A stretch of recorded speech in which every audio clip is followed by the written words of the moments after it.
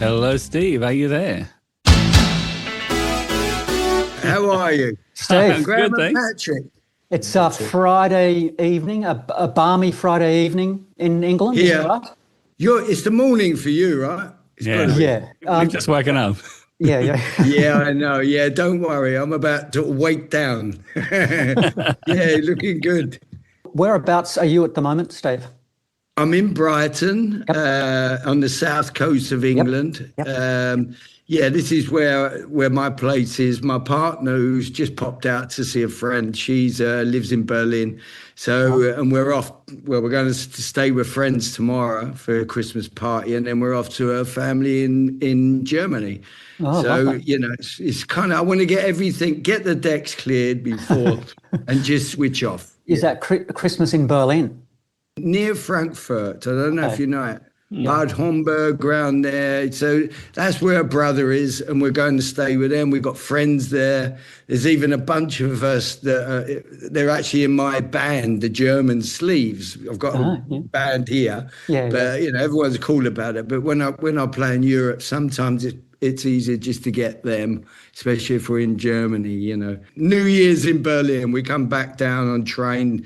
We're flying off actually day after tomorrow from our friends in Essex, and then it's like a couple of weeks really, little family trip, and Yeah. ending up in Berlin with some friends on their rooftop, which is only 15 minutes walk from us for New Year's. You don't want to be in the streets in Berlin on New Year's Eve. It's like I'm not kidding. It's like a war zone Yeah. because of the Yeah, we've fireworks seen. and the smoke. Yeah. It's like, Yeah. oh my God.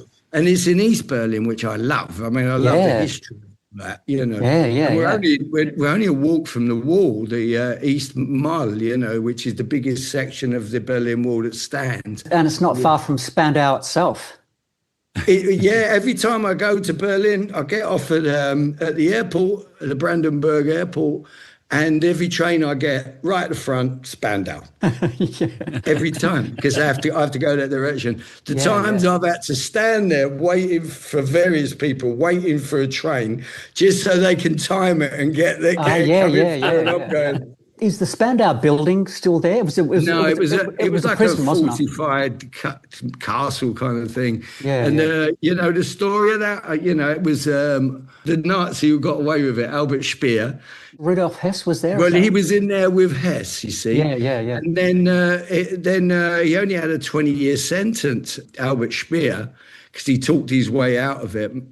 Bearing in mind, most people didn't. They were still wearing their uniform. He didn't. He wore like a suit in the Nuremberg trials. All that helped him out, and his cleverness, So he was in there, got let out after 20 years, which left Rudolf Hess on his own. And I think at some point in the 80s or so, or even somewhere, I'm not exactly sure, but he committed suicide. He couldn't stand it. I don't quite know how to segue from this to our podcast, but I'll try. Well, you know what we could do? When in 1989, Spandau, we were on tour in Berlin, and the wall was just coming down. Yeah. And so we all went off, and we were all chipping away at the wall. Really?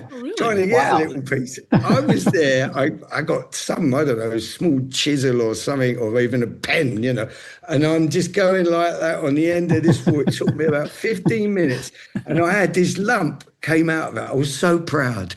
And then I remember taking it all the way home and thinking I got that out of there myself. And when I got home, I just saw it in my case, and thinking back, it must have been there, so I couldn't find it, because for ages afterwards, I'd got it and thought, what's this old crap? Well, that must have just dropped in and threw it away. They sell them now. They say that these little things are from Berlin. You never know, but they get a profit. Yeah. It could have been your pension fund sorted out right there. Oh no, it's not for the money. It's just to have that connection for me. Yeah. I mean, for now, it would be like that story I told you. It would all come back. I look at it, and there it is. Yeah, it's in here though. Never goes, does it? Yeah. That's fantastic. So, Graham. Yes, I'd like to take us back to 1979, if I could. This part of our musical history fascinates me because there was a time in 79, 80, I grew up in Brisbane in Queensland, and we were exclusively seeing bands, usually bands coming out from the UK, in venues. And in 81, there was this noticeable shift where kids were going to a club to dance to music, which wasn't happening in previous years. And I always remember Spandau Ballet as being at the forefront of this sort of change. When you were working on your first single, did you see yourselves as doing something quite revolutionary, or was this just like a natural direction for you to go in? No, well, the short answer is yes. Yeah. I have to take you back a little bit further, really, because Sure. I formed the band in 1976 because me and Gary had been friends for a couple of years, and I just, even with Steve Dagger, the manager, he's still the Spandau's manager.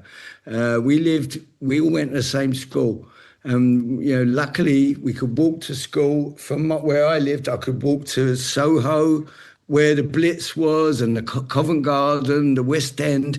Everything was in reach, where everyone would come all over the country, which they did to go at the Blitz, Yeah. My life would have changed if I'd have been born somewhere else. But luckily I was there.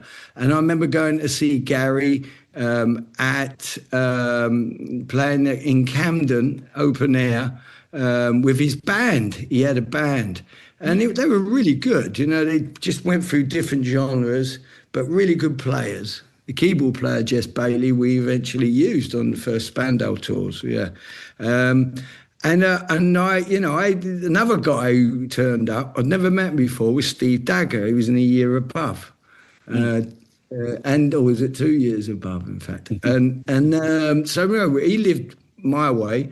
We'd walk home and we'd have these conversations all the time. We got to get Gary out of that band. I want to form a new band with him. We talked about it, me and Gary, but he wouldn't commit.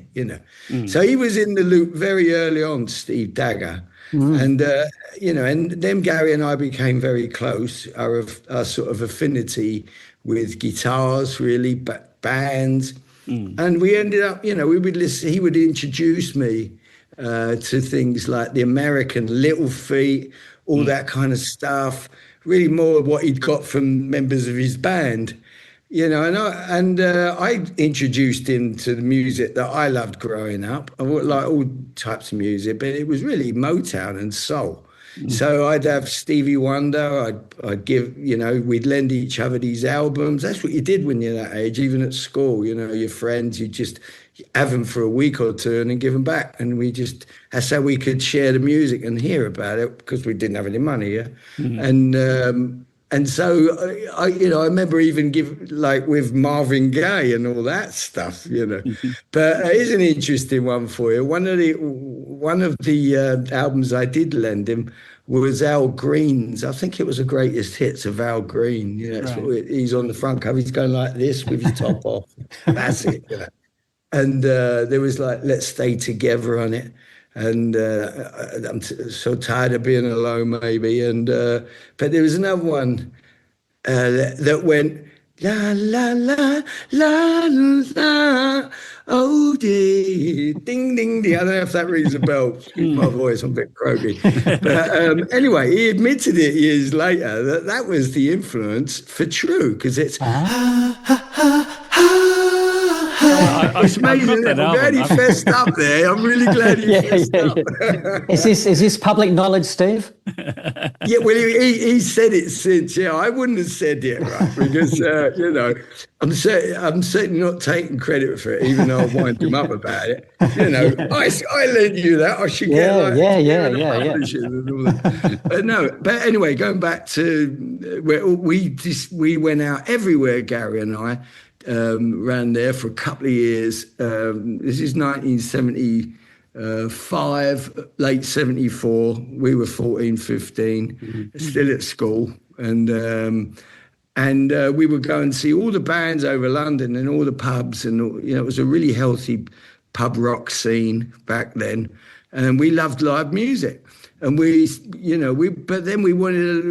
a lot of sort of funky stuff, and a band called never heard of them since, but they were really funky, played the marquee, different genres, even saw AC/DC Wow. at the Marquee in Wardour Street in London a few times. And I'll tell you what, it was before they broke.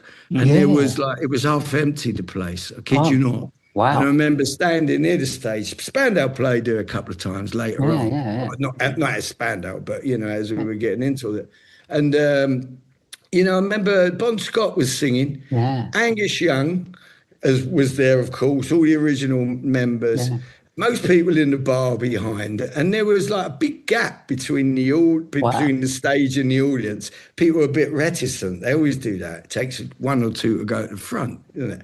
And then Bon Scott walked down the stairs. Angus Young, he turned around. Angus Young then got on his shoulders. So he's now carrying him. And I remember that's when I sort of was the one that went forward. I thought, he can't be on his own here, this is really special. And they literally were here walking by me like that. And I remember my vision was not his face, Bon Scott, but I was well into guitar. So I was watching what he was doing, Angus Young. And I really know that that vision, it's all there. He was playing then like he does now. I kid you not. He was that good. Because, I was getting a bit fluid with my guitar playing, even though I'd only been playing like a year or so, It was like everything when you're like young goes like that, It's really quick, isn't it? And I just thought that is the most incredible thing. And it was only a little bit later, poor Bon left us But because we were looking at all these exciting bands, we'd see a lot there. We saw Secret Affair, Eddie and the Hot Rods, they were a big one. Then Steve Dagger said to me and Gary, you got to come and see this band. And they're playing at the Screen on the Green, which was literally a walk from our school. Everything was within walking distance. We walked along, me, Steve and Gary, and outside this, it was a cinema, was this amazing sight. All these punks, we hadn't really seen it, This is 76. That then galvanised Gary. I remember that. So when we got to school, I was already at every lunchtime playing drums because I always liked I wanted to be a drummer when I first sort of inspired. But living in a council flat, full floor, no money, neighbours, it weren't going to happen. But I was very good on my mate who had rich parents. He had a proper drum kit in his bedroom and he hated me for it because I could play, But anyway, it wasn't going to be that. So I picked up a guitar instead. And so I forget where we were. Yeah, so there we were. And outside before we walked in, here's a nice story. Just to the side of the cinema is where the sort of loading is. And this transit van went in, and the door opened, and it was like the Beatles. The Buzzcocks spilled out the back of this transit. And one by one, they spilled out. Last one was Pete Shelley, and he had this Arbiter cheap Woolworths. Remember Woolworths? Yeah. But it was a really cheap one, and he'd sawed the top off of it. I thought that was dead cool, really did. And then we went in, and it was the most incredible experience. All these people that have been into this movement for so long, yet we didn't even have an inkling. We were looking all over the place for something. You know what I mean? Yeah. It was the energy, and also there was tunes and like the look and everything. It was a movement. We were a little bit too late for it, but what a lineup. First band on was the Buzzcocks, followed by the Clash, and then the Sex Pistols. I mean, come on, really? And we were there. I had Foster Grant glasses on, longer hair, and flares. And Gary was a bit like that. Next day, that was it. Those flares had to go out the window, But that's now legendary. There's millions of people say they're at that show, but we were genuinely there. Ask Gary or Steve. So was this during summer holidays, or did you? Well, it must have been because we were at school. But even like when we got back from school, we would go out and go and see because we didn't live far from the West. It was all there. We didn't have to go yeah. anywhere. The furthest we went was Basildon, this club called Yeah, the yeah, Double Six. I yeah, think to see Depeche Mode. Yeah. yeah, They're yep, from That's where Basildon, they aren't were. they? It yeah, was all yeah, yeah, little pubs everyone did, yeah, and yeah, that, we really sort of trod the boards. We spent quite a bit of time. I mean, so when I was playing drums in the drama room, not just after that, it was the music room of school in lunchtime. So I used to go in there, set the drum kit up in an hour and play drums on my own, just to play, yeah. because I enjoyed it. I never practice or anything. I play with anything. Mm. And then this kid who I'd never met before, who was in the year above, he suddenly turned up. He knew that there was this other kid that was interested in drums. And that guy got on with him immediately, was John Keeble. Yeah, And, immediately like that, yeah. he was the drummer, no brainer. And then there was, there was another guy, Michael Ellison, who was the first bass player, and we didn't know him at all. He wasn't really part of our crowd, but he's a nice guy. We're still mates, and mates of all of them. Yeah, all the ex-bass players. Yeah, yeah. And then, but he did have a PA as well, which was quite handy. Don't tell him that. That's Only don't amazing. tell him. No, but he was, he left. We didn't kick him out. He left.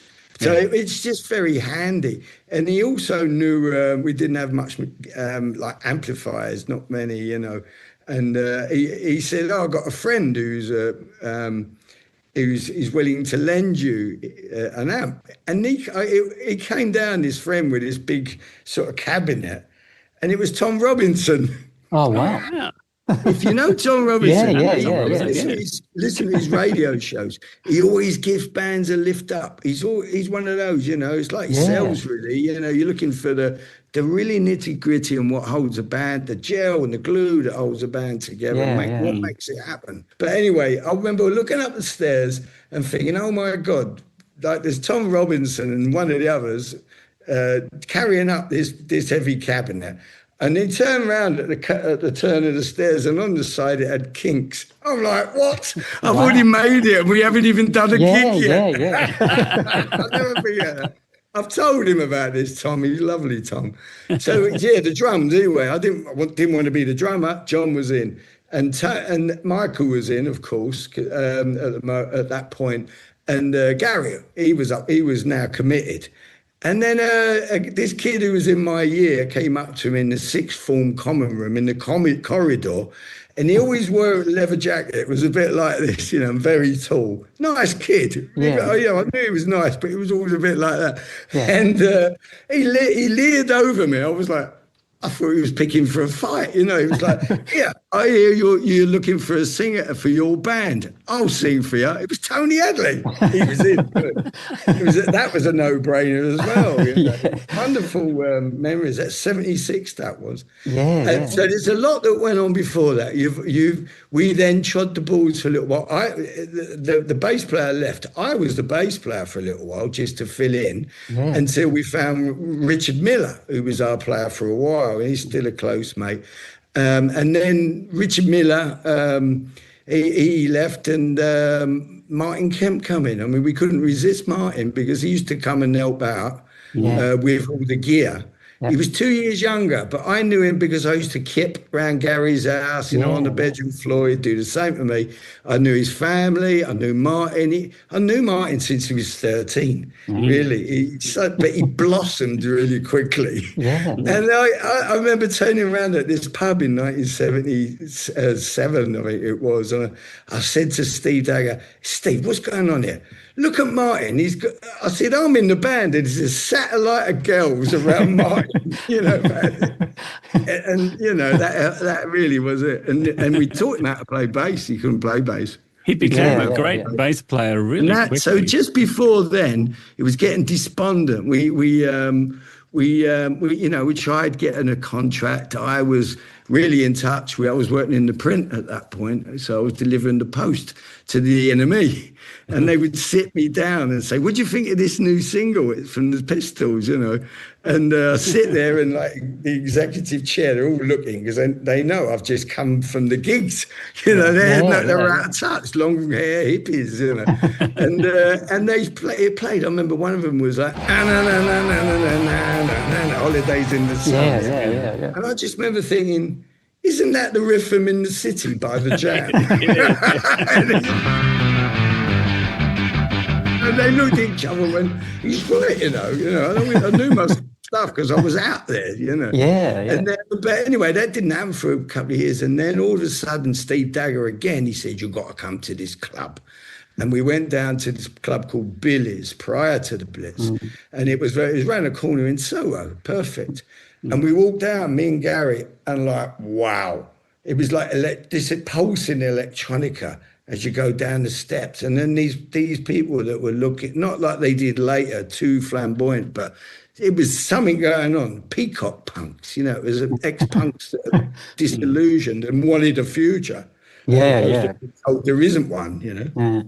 And it was like, so all those people and designers, that was working. It got popular within a very few months. So Steve Strange, who was running it, and Rusty Egan, both dear friends of mine. Steve gone now, bless him. But, you know, he was responsible for kind of, in a way, he was more into the look. And Rusty was the DJ always. And they just got a bigger place and moved not far away to the Blitz. And that was it. So in a way, you can look at it and go, not solely, but Rusty was definitely very responsible for the sound of the 80s. Bring a lot of electronic music in. Like, so do you think the Spandau Ballet sound would have been different if it hadn't been for Rusty and what he was playing? You could snip away with this, but yeah, it most definitely would, because once we'd experienced that and then on to the Blitz, you know, we were losing heart, and it kind of like made us refocus. It's now the beat has changed, because it's no longer very fast or whatever, melodic stuff. It's now 4 on the floor, dance. You know what I mean? We suddenly, very quickly, we got it immediately, all of us, when we were in the Blitz. I remember that. And it's like, that's it. We became a dance band at that point, you know, as opposed to an R&B one, which we were before. But, you know, all of us decent musicians, and Gary being, you know, a great writer, he then immediately got inspired and he wrote like the first 2 singles, like to cut long story short. There was another early one called Eyes, funnily enough, which has just been released. I hadn't heard it since then. I kid you not, it's a demo.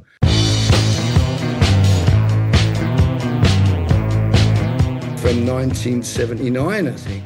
And it's just been put on a box set that we've released. It's a really interesting one. Everything is now. So there's that demo on there. I only heard it a few weeks back, you know, a few months ago, actually. And I was knocked out because I just went to that place and I hadn't heard it in all that time. It's a lovely experience when that happens. Yeah, and he wrote the tunes. We immediately got into that dance groove. I thought, great, I'm loving this, but I fancy something else. We got into the Latin thing because the clubs of music changed. A bit more salsa, a bit more dance, you know, and I've got some congas. I was loving it. And then later on, you know, after the sax and whatever. Do you remember the first time you heard the keyboard riff for To Cut a Long Story Short? Because it feels like that was almost like such a kind of a turning point. Yeah, but it was written around that. I would say, Gary. No, Gary, I think it was written about around that riff. Do you remember literally the first time you heard the riff, like in a particular rehearsal or? I remember the riff. I don't know where we were and place exactly, but you know, it would have been in I think Halligan's rehearsal, because we've even got old photos of that. And there was this. We then immediately after hearing knowing the change of direction, we need a synthesizer. And so we were still sort of working at that point, as in we had normal jobs, you know, all in the print, most of us, which, you know, magazine stuff, So we had some money, which we put some towards guitar strings, even Tony. You know, we all mucked in. Guitar strings and also got over here it's called on the drip, which is you get something you pay HP, so every monthly or whatever. I don't know what they call that now. Hire purchase. Hire purchase, thank you. Yeah. And then, you know, it took like a year or so to pay it off, quite a bit of time. But that's how we did it. And you know, he said, "Oh, let me use it," because we knew he was quite inspired. He was going to go in a different direction with the songs. Sadly, I gave up just before that. I don't know. I lost confidence in my writing, whereas me and Gary always shared the songs. But I just thought, you know what, this guy is a natural, and you know, I'm natural at other things. You know, so we focused on all our strengths, which is what we always did in Spandau, and off he did. He came back with that. He come back with other things. We had other tracks that haven't even made it to demos or at the album, you know. Confused was a big one. It was the only one which is on the first Spandau album, which was from that period that happened just before, the only track. But all that early stuff, I'd love to hear it. I don't even know if we've got anything recorded, you know, those old tunes. So not all of those demos and so on are on the boxed set? Well, because I don't know if they even exist. We only cherry picked what we had, you know. But I can still hear the tunes in my head, and I'd love to hear them, like the joy that I got hearing Eyes, you know. It's like, wow, it's incredible. And I listened to what I was doing and what everyone's doing at the time. But, you know, that's the same for all periods. I've even got tapes back to 76 when we're playing 100 miles an hour, you know. John Keeble, my God, he can play fast. Good job we don't do them tunes now. It was we knew immediately then, though, Duncan, in answer to your question, is that we you know, that we knew not just the band, but the whole thing in the Blitz. It was incredible. It was so fertile, so I don't know, inspiring, the whole lot. I always think, you know, you go on those nights and, you know, you be drinking this, that, and whatever, and then you wake up next day with a hangover. But during that, you're giving it all this, coming up with all these great ideas. Next morning, you just cannot remember it. And you don't even want to, in a way, you know. But it was weird with that because every Tuesday night, from that point on, everyone would chat and collaborate. And if you needed this done, someone who does lights, well, I want to do it. I mean, anybody, you know, will have a go.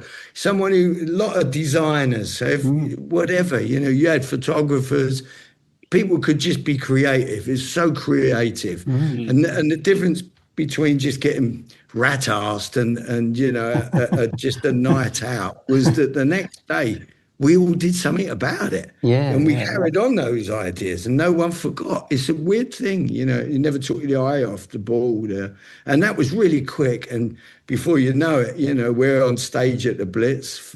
We were the Blitz band, house band, even though we only played there twice. But no one else did, you see. No one else did.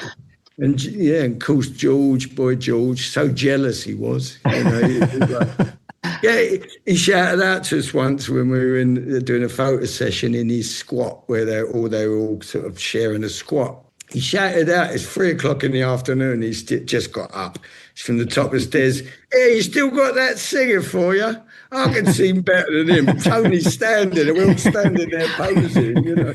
And then I think it was John Keeble, he shouted out, well, if you don't like it, form a band then. Famous last words, eh? He did. Had you heard Boy George sing at that stage, or was he more of a face around town? No, he was notorious, only because he was working in the sort of Blitz cloakroom part. You know the story. He was like pilfering everybody through everyone's pockets, you know. And like Steve Strange, we were very close. So, in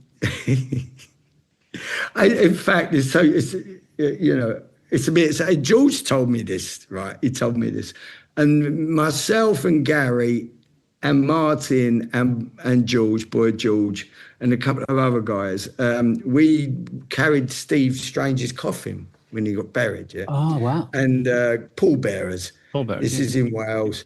And so we're following the coffin in the car with the sort of six of us. And Georgie's sitting there next to me at the back. And I said, well, how come you get to do this, George? You hated each other. And like in the journey, following the coffin, I'm sure you won't mind, but and he told me the story. When I got kicked out of there, all he wanted to do was get back in. Yeah. And Steve would be looking around, and he caught him peeking 100 yards away, from behind a column. He's all done up in his gear. Do you imagine? And he's sneaking around trying to get in. And then Steve goes out, and he said this. He came out and he said, "Oi, O'Dowd, I know you're there. Now piss off. You're not coming in." Yeah, it's interesting. The focus in relation to the Blitz era was about how everyone looked, but there was obviously so much more happening in terms of sound and in terms of writing about music and other aspects of design as well. Do you feel like sometimes the emphasis is kind of too much on the visual side of things when people talk about Blitz, or do you think it kind of has to be? It's theatre as well. It's theatre. And I think, I always think, I do it a lot these days. What does a painting sound like? What does a piece of music look like? It's that, I don't know, it's synesthesia, isn't it? Kandinsky. Yeah. Some people, I don't have that, but it fascinates me. And, you hear some people hear music and they see the colours and the shapes, literally see them. And I love that joining up of all the sort of the genres of art, if that's right, So what is something?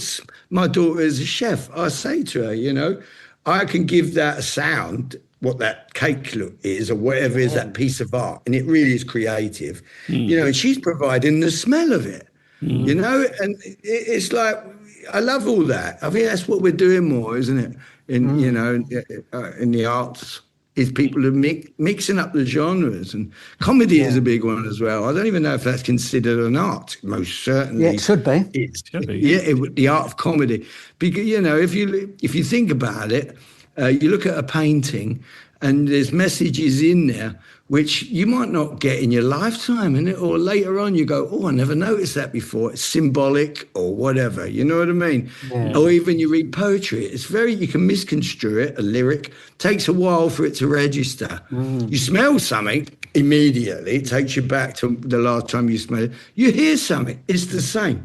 Comedy is just as immediate. And I think to try and ban the arts, it is like the end of humanity, because we won't be able to express ourselves anymore. Absolutely. Yeah, I totally agree with that.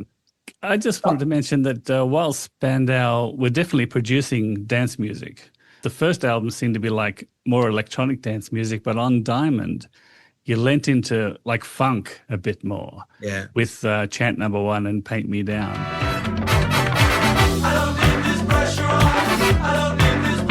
Was this also a response to the music in the clubs, or did you just go, we need to play funk at this point? Well, we've always been a little bit ahead in some ways, because as soon as we've done something, it was when it was successful is the worst. Like when you have to go and tour the world of it, and you already want to go somewhere else. You know what I mean? With the True album, we'd be touring that for 2 years. But already in your mind, as a musician, I want to go out and try something else. That's great and everything. Totally respect it. I'm not complaining. But we've always sort of been interested and curious to explore different musical genres, because that's all the stuff we listened to when we were growing up. I'm not saying we're jazz players, but I can swing. I can swing on a hit, or sorry, that sounds no,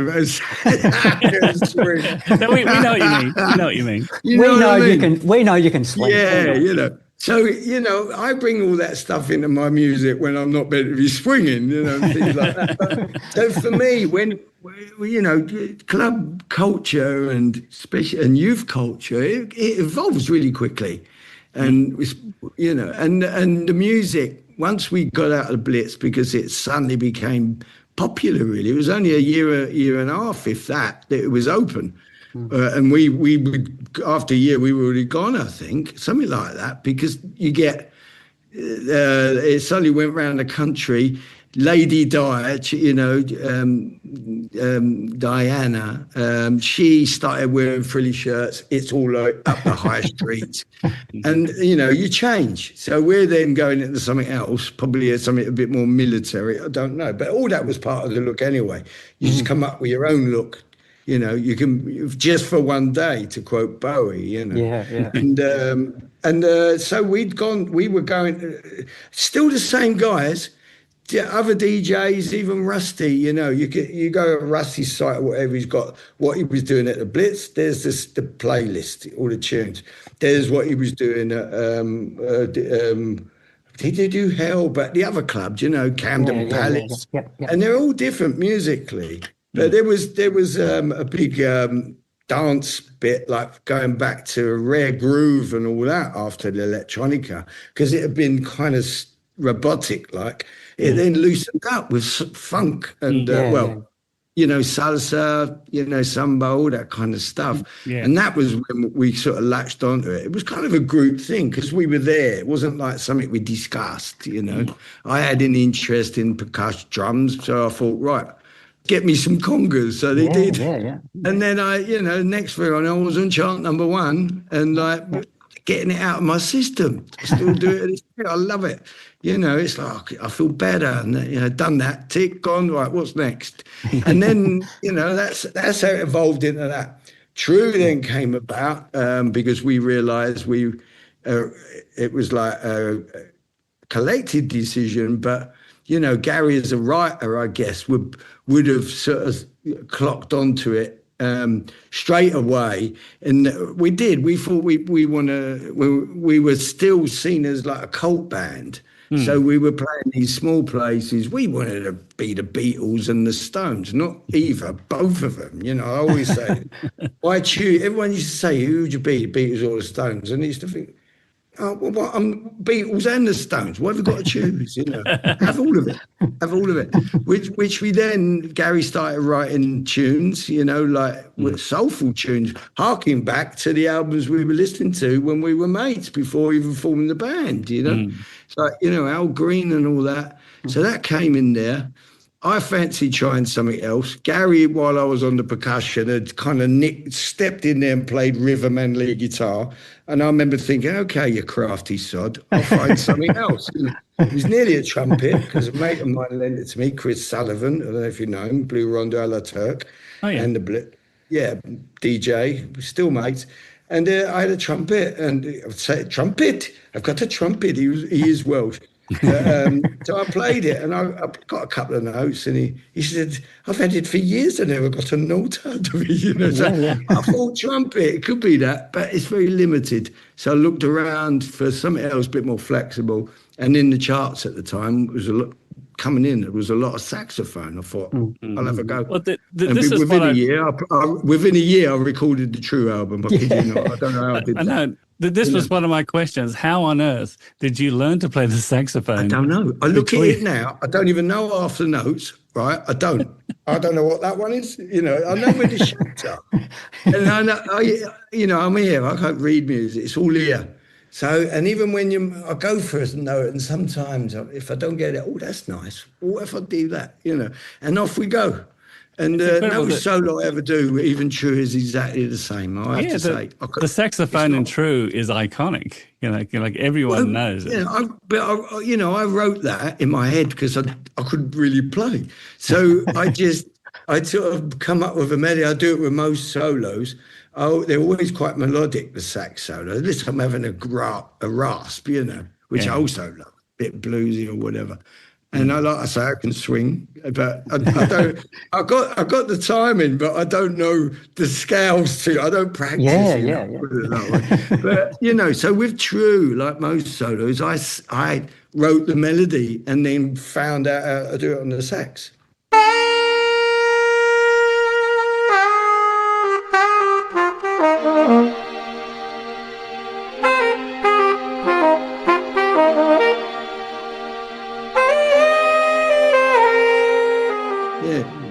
Oh, so you literally wrote the melody down and then had to work out how. Well, I didn't write it down. No, I just had a tape go. Yeah.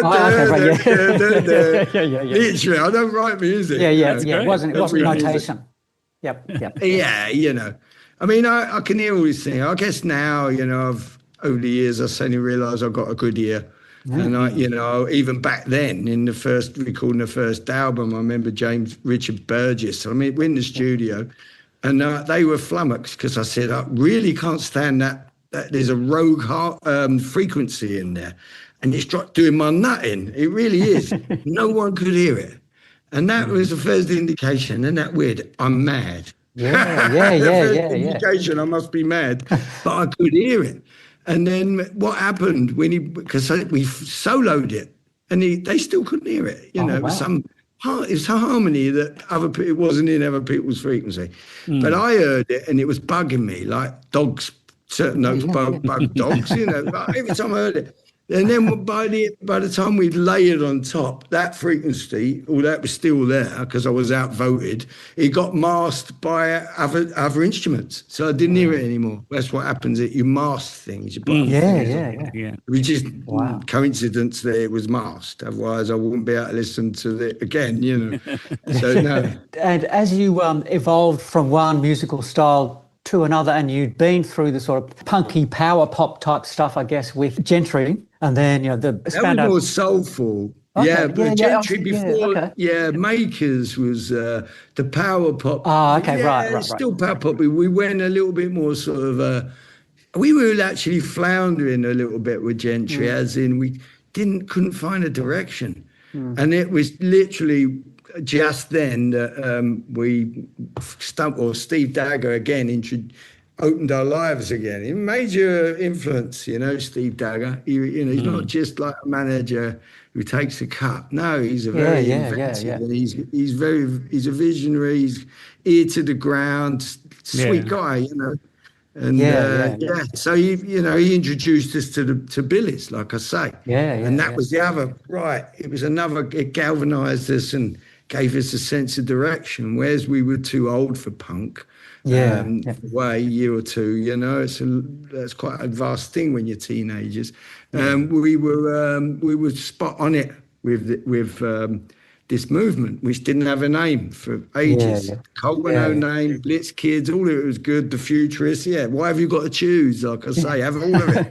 But all of a sudden, Richard Burgess, I think, who was our producer, the first couple of albums, he was doing an interview, and he sort of said, these are like the new romantics, and that's what stuck. That's what stuck. I think it was him, although Perry Haynes might disagree, but it's like people trying to. But we were absolutely shocked and wouldn't have it. It was like we ran away a mile from that description, the new romantics. Oh, absolutely not. I mean, if you new romantics and you're all dressed up like dandies or whatever, but sometimes like the Boston Strangler, So it wasn't just all frilly collars and stuff. It was military jackboots and stuff. It was a working class thing as well.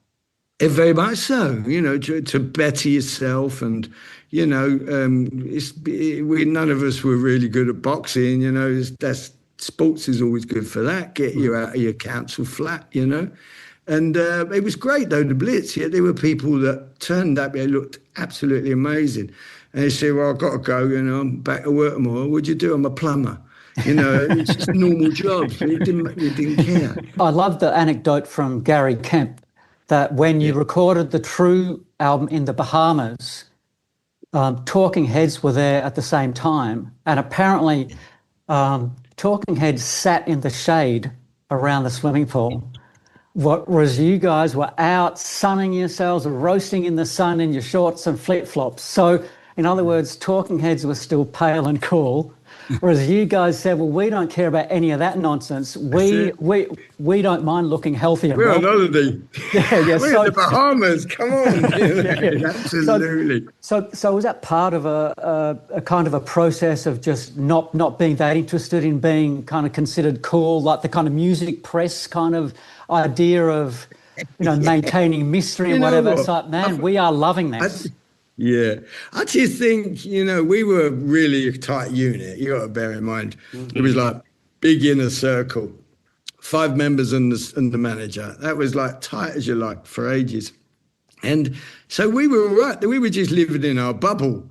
But, for me, I always think anyway, I don't know if we realised that then, but the most coolest people are the ones who don't give a toss at what other people think they care. I care a lot about people, but I really don't care what they think about me. Because it's actually, I'm doing it for me, not for them. Yeah. And that's what we were doing. We were doing it for us, and we were doing it for our little gang, our little...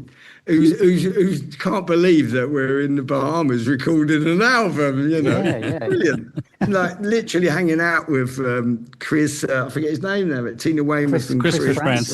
Chris France. Chris France, thank you, yeah. Brilliant, they were there all the time, but, well, actually, if you think about it, that's exactly, we were ushering in, or, no, it was, did we... When was Girls on Film? Where's the one where Duran are out, on the boat? Yeah, Rio was 82, was it? Yeah. Oh, that would be the one. Sorry, Rio, isn't it? Yeah. So it was, we were very much like, we were a bit jealous of that, if anything. Yeah. Like, why are we doing like the videos in the London dungeons and these or some great studio? They're in bleeding Sri Lanka on a boat. Do you mind? Yeah. So it was not long after we went to like New Orleans. And then after that, Hong Kong, cost a fortune, which we ended up paying back eventually, but at the time, that's where it was all going. The yuppie thing, I guess, wasn't it? Pre-yuppie. Yeah. Just like lording it up. Yeah, come on. We never really got out of that, really, to be fair. I mean, obviously, it's different these days with the rest of the band. Yeah. I seem to have got away with it all this time. Yeah, that's kept right. under the radar, I think you've answered most of my questions. I did want to ask you... in one answer. Yeah, no, that was very helpful. It was good. I didn't have to ask the question. I did want to ask you about, in the album Heart Like a Sky, you wrote a song called Motivator. Yeah. And it's very sequence and drum machine heavy. I was just wondering did you have like a setup at home? Machine. It worked exactly like I told you about Gary with the synth. He wrote a song around just getting this, going like that, right? Yeah. It was a couple before. But I remember there was someone in there had a drum machine. I can't remember which one it was. And I said, after rehearsal, I said, can I borrow that a couple of nights? Yeah, go on, took it home. And the first thing, I kid you not, I pressed the preset and it went doom doom gat doom doom gat doom gat gat. That was it. I don't even think I did anything else. Immediately I was off. Bum bum ga ga ga. A bit of guitar, And that's how that came about. And I just literally wrote the song around that.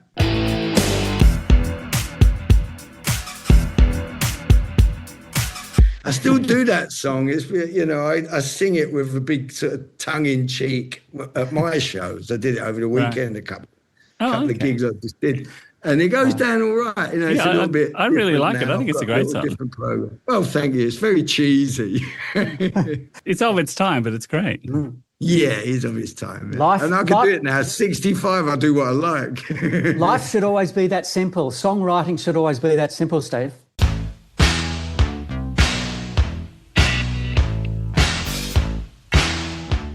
Loved it, and I miss all that, and we should do it again. No one's getting any younger, and I personally have been saying it for a long time now. We should a farewell tour. I'm the only one who speaks to all the others. There's always a squabble, and I just think time's too short. I'd like to do a farewell tour for 2 main reasons. For the fans, because they never had closure. It's always they split up, they're back together. What they don't have, we never did split up. No one had really the bravery to come out and say, well, that's it, guys, except for Tony, when he did leave. But, you can't leave Spandau. He's so associated with it. You know what I mean? You can't. You have to be invited to leave. And he yeah. So But I also another big reason I want to do this is for us. We never had closure, and I really would like to have that closure for the fans, for us. And that next picture, where all 5 of us are together in a photo, there's not 4 of us at one of our funerals. You know what I mean? That would be horrible. It would break my heart unless I'm the one that's just been buried. I've rattled on, haven't I? So, Steve, you're the one. The hopes of the world are on your shoulders if you're the one who's speaking to everyone else. Well, I wouldn't take that responsibility. No, absolutely, because these have been happening over a number of years. Yes, we're together. Someone leaves. Together, someone leaves. It's like driving me nuts. So now I just get on with it, and like they know what I think. You know what I think. I ain't doing anything about it. You have to speak to the others, really. And I just got on with all the things I do, which I'm fulfilled. I've got various band setups, different people. Everything I do, I'm good at putting people together, making a cosmos, a solar system of people that get on. So different, the personalities. You've got to be careful who you have in a band who are going to be that close. And it always works. And it's family environment. And it's that camaraderie, which I so missed when Spandau, went like that the first time. I really missed it. And that's a big thing for me. And I always have it with all the setups that I put together. And I'm happy, Well, it would be great if Spandau got better together. Have a word with him, will you? Yeah. Well, in the Spandau documentary, Soul Boys of the Western World, what struck me the most was that everyone seemed to be having such a great time in the band, and you seemed to have the best time of everyone. You were smiling and laughing in almost every kind of shot. I always get accused of that. Because I am. It's my environment. I always felt comfortable on the stage.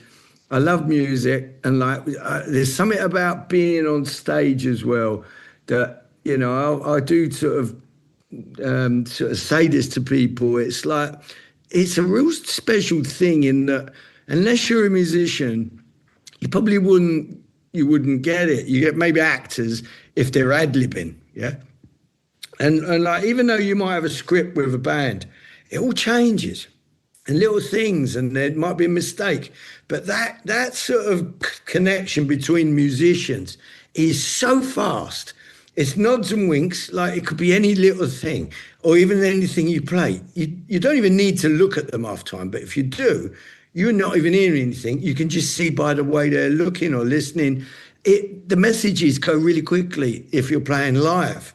And that is something I realise I thrive on. I've done that a lot, almost like flying by the seat of your pants. Yeah. So I'm not happy to do anything safe. Don't like choreography, get bored after the end of a long tour, and I go off piste, but it's difficult with known songs. Well, let's say with Spandau to go off piste with True, for example. Sometimes I don't have any choice because I've hit the wrong note, even after these years.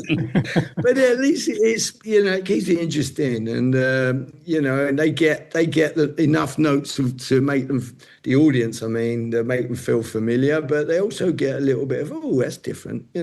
Just take it somewhere else. I'm not interested in carbon copies. So I am happy when I do it. Well, I think our hour is nearly up. But Patrick, did you have anything else you wanted to ask? Oh, look, there are various other questions I could ask. The rivalry between the Arsenal fans and the Spurs fans in Spandau Ballet. You were outnumbered 4-1. Is that right? That's something. I'm a lifelong Arsenal fan myself, so I'm just going to be piling on. Well, no. I will tell you, Patrick, that until I was 7, I was in a place overlooking the Arsenal football ground, Highbury. Right. Yeah. And until I was 7, I was an Arsenal fan, not by choice. It's just that I had to.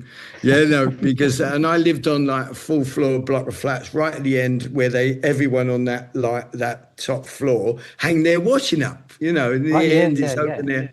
You go out the back there, and you could see like maybe a third of Highbury At the clock end? The clock end, Yeah. And so I was very popular, because of that. and then I remember we used to sit there and we were like, we're only like 6 or something, and then we go quiet because it was up the other end and we couldn't see it. And they were like, it's really. But from there, my father, I'll be really quick with this, but my father wasn't around, you see. So for 9 years of my life or something, just popped in every now and then. And so my mum brought me and my younger sister up on her own. She had 2 jobs and what have you. So she worried about, me not getting enough company and, sort of father figure, I guess. Yeah. So she asked her brother, George, if he would take her to football. The only thing is, he was a Spurs. He's a big Spurs fan. He still is. All his family are. Yeah. So every 2 weeks, he's come and pick me up from the age of 7, 1967 this is, and take me up the other end of Seven Sisters Road. Yeah. It's so funny, all this. But I do have unless Arsenal are playing Tottenham, I'm probably the only spud that has a soft spot for the Gooners because of that. So, don't go too harsh on me, mate. Okay. So there was never any drama within the band about the rivalry. Well, they get gobby, they all get gobby. Yeah. Steve Dagger's a Spurs fan, so I didn't realise that. We never got verbal. We used to say like, have you got the score? Have you got the score yet? It's not good or whatever. And they'll come at me, especially John Keeble. My God, he's militant. Oh, really? Okay, he was the worst. Well, he's more like that, He used to be. Yeah. He's not now, of course, no. Yeah, no. But, they're all fans, of course. But I like football, to be honest. I played a lot of football. I scored a goal at Wembley in a charity match. Played with Bobby Moore. Wow. When was that? Paul Gascoigne was a friend of mine. Paolo Di Canio. I played for you. Yeah, I've done a lot of footy. Yeah, it's just charity games, but fantastic. I love it. Yeah. Played with Ian Rush a few times. Rush, wow, that's amazing. Lovely guy. Wow, that's fantastic. Okay, well, listen, Steve, it's been great speaking to you. Oh, thank you. Fantastic. Been brilliant. And also a real honour. We were big fans of Spandau Ballet back in the day. And not only for the music, but the fact that you guys are so iconic that you were there at the beginning of a new genre, which is just amazing. Once again, thanks for your time. This has been great. It's been my pleasure, guys, really has. And I hope to speak to you again soon. Definitely, if the other idiots, if I get their heads and go wrong in Spandau, we'll do it again. Tony Hadley is touring Australia next year. So, we'll see if we can confront him and say, listen. Yeah, well. Thanks so much, Steve. Thanks, Steve. You're very welcome. Have a good day. You too. See you later. Bye-bye. Ciao, ciao.